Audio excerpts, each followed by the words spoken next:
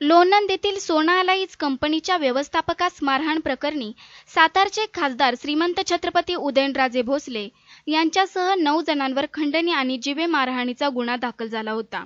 या प्रकरणी 90 दिवस झाले तरी पोलिसांनी त्यांना अटक केली नव्हती। प्रसिद्धी माध्यमातून याबाबत टीका झाली होती। विधान परिषदेचे अध्यक्ष नामदार रामराजे नाईक निंबाळकर यांच्या समर्थकांची कामगार संघटना आणि श्रीमंत छत्रपती उदयनराजे भोसले यांच्या समर्थकांची कामगार संघटना यांच्या सोना अलाईज कंपनीमधील वादातून या खंडणी प्रकरणाचा उदय झाला। या प्रकरणी उच्च न्यायालयाने अटकपूर्व जामीन नाकारला। त्यानंतर प्रसिद्ध कायदेतज्ञ धैर्यशील पाटील यांच्याशी चर्चा झाली।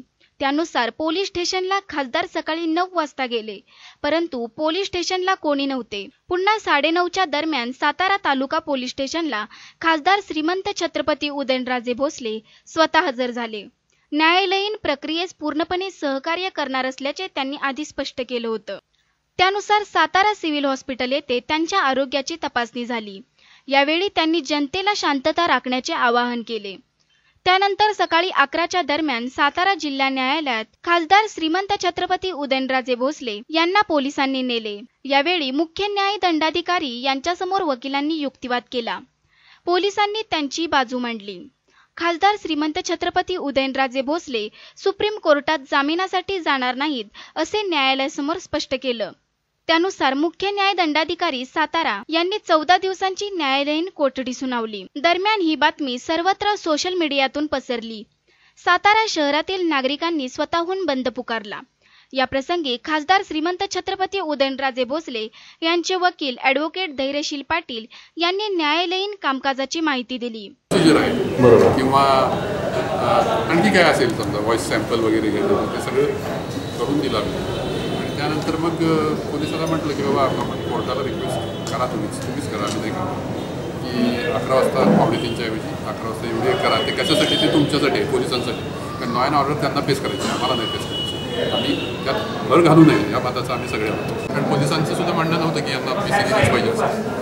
त्यामुळं आता इन्व्हेस्टिगेशन कंप्लीट झालं असं दिसतंय, चार्जशीटही आलेली आहे आणि त्यामुळं जामीन 307 कलम त्यात असल्यामुळं खालच्या कोर्टाला जामीन देण्याचा अधिकार नाही असं एक रूढ अर्थानं झालं आहे। म्हणजे सगळ्या लॉ तसा डेव्हलप झाला।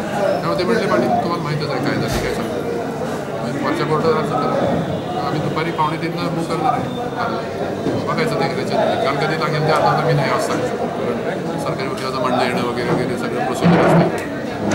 पण निदान एक पायरी आम्ही पुढे गेलो आणि आम्ही जो निर्णय घेतला होता काल तोच पाळला जातो की आज हजर व्हायचं, सुप्रीम कोर्टला जायचं नाही, काही गरज नाही आपल्याला काही तपायचं नाही, हजर होतं। किती दिवसांची न्यायालयीन कोठडी? किती दिवसांची? न्यायालयीन 15 दिवसांची। ठीक आहे, मलाच विचारलं किती दिवसांची काय पण द्या म्हटलं आम्ही तुमच्याकडे आता पुन्हा कडवलं वरच्या कोर्टात चालू।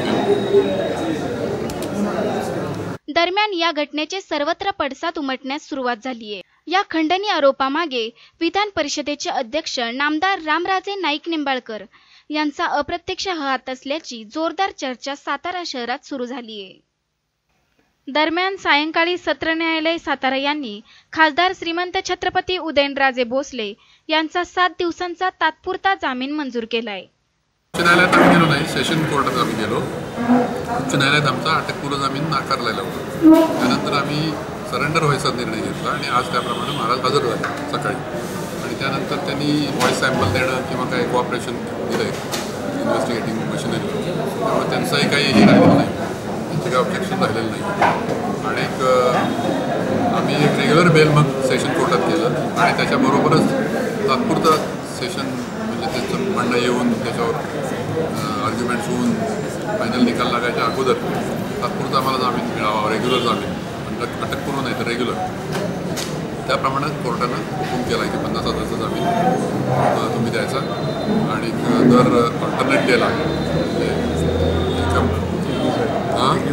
एक दिवसाआड तुम्ही हजेरी पोलीस स्टेशनमध्ये द्यायची आणि साक्षीदार फोडायचे नाहीत असं त्यांनी हुकूम दिला। आणि नेक्स्ट डेट 2 तारीख ठेवली, 2 ऑगस्टची।